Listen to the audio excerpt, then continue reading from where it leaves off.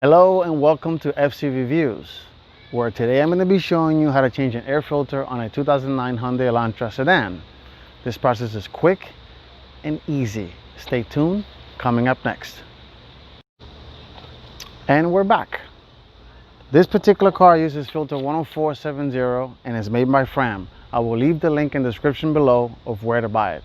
Now let's get to it. Let's start by opening the hood. Once you have it open, make sure you have the hood prop secure properly. This particular car has 4 clips. Start by removing clip number 1, 2, 3, but mine is broken unfortunately, and clip number 4, which is right here in the back. Carefully lift the lid, take out the old filter, set it aside for a second, and the lid. Take out the new filter, take it out like so. The filter only goes in one way.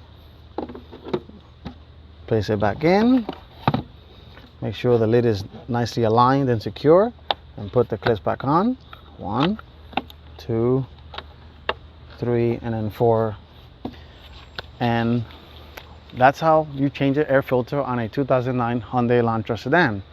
It's a simple process and very easy. Thank you for watching. If you like what you saw, please subscribe.